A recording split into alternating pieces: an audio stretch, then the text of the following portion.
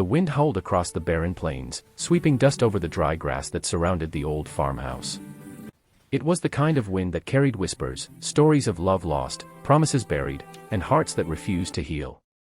Inside that weathered home lived a woman everyone in town called the widow of Willow Creek.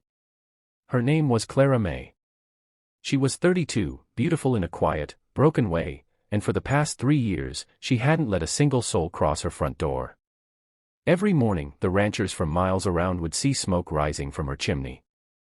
They knew she was alive, but she kept to herself, never went to church anymore, never visited town, and never looked anyone in the eye. They said she used to smile once. Before her husband, Ben, died in that fire. Before the house turned into a grave of memories. One evening, just as the sun was melting into the horizon, a horse approached from the west. Its rider was tall, broad-shouldered, and wore the look of a man who had been fighting his demons as long as the dust had been blowing. His name was Samuel Hayes, a rancher known for his grit and solitude. He'd lost his own ranch to a storm the year before and had come to Willow Creek in search of work, or maybe, unknowingly, something more. When he reached the widow's gate, his horse neighed uneasily. Samuel dismounted, brushing the dust off his jacket, and called out, "Ma'am. You got any work that needs a strong hand?" From behind the half-open window curtain, Clara watched him. The deep tone of his voice stirred something inside her she hadn't felt in years. But the pain in her chest tightened just as quickly. She didn't answer. She didn't want to. No man had stood on that porch since Ben's death. But Samuel didn't leave. He waited, removing his hat respectfully. "I don't mean no trouble," he said softly. "Just need a place to earn my keep. I can mend fences, fix roofs, whatever you got." Finally, the door creaked open just an inch. Her voice floated out, trembling but firm, "Please, don't come inside." Samuel blinked, caught off guard. "I wasn't plannin' to, ma'am. Just thought I'd." "I said don't come inside," she repeated, the pain in her words sharp enough to cut through the cold air. "You can work the barn if you like, but the house stays closed. Always." He nodded slowly, confused but respectful. "Understood." And so, that night, Samuel took shelter in the barn. He could hear the sound of the wind whistling through the broken boards, and somewhere inside the house, the soft melody of a piano. A tune full of sorrow and longing. He didn't know it then, but that song would haunt his nights for weeks to come. Over the next few days, Samuel worked from dawn till dusk. He repaired the fences, cleaned the troughs, and brought life back to the forgotten land. Clara watched from her window, pretending not to care, but her eyes always followed him. She noticed how he hummed while he worked, how he talked to the horses as if they understood every word, and how he left a fresh bouquet of wildflowers on the porch every evening, never knocking, never asking to come inside. But one night, a storm rolled in. The sky split open with thunder, and rain poured down like the heavens were weeping. The barn roof Samuel had yet to fix began to leak, soaking everything inside. He ran to the house, pounding on the door. "Clara. You can't stay in there alone, the creek's risin'. We gotta move." From the other side, her voice came back, barely audible through the storm. "No. You don't understand. You can't come in."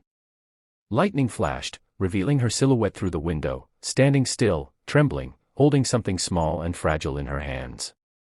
Samuel shouted again, "You'll drown if you stay." But her response made his blood run cold. "There's already someone inside, Samuel. Someone who never left." The wind howled louder, and before he could ask what she meant, a violent gust blew the window open. Samuel saw inside for the first time. Dust-covered furniture, a burned corner of the floorboard, and on the mantel, 2 photographs, one of Clara and her late husband, and another of a child. A child he'd never seen. Samuel pushed the door open, ignoring her desperate cries. "Please don't come inside," she pleaded one last time, tears streaming down her face. But he did. And then he understood. The room was filled with the faint scent of smoke and lavender. On the rocking chair by the fireplace lay a small, burned baby's blanket, the edges charred, the fabric torn. The piano in the corner had scorch marks too. She'd never left this place because part of her still lived in that night, the night she'd lost her husband and newborn in the fire that consumed half the house. "Clara," he whispered, his throat tightening. "You've been living with ghosts." Her knees buckled, and he caught her before she fell. For the first time, she didn't push him away. She just wept, clutching the burned blanket against her chest. "I told you not to come inside," she cried. "Because once you do, you'll never see me the same again." But Samuel, holding her close, whispered, "Maybe it's time someone finally sees you as you are, not what you lost." The storm raged outside, but in that broken room, something shifted.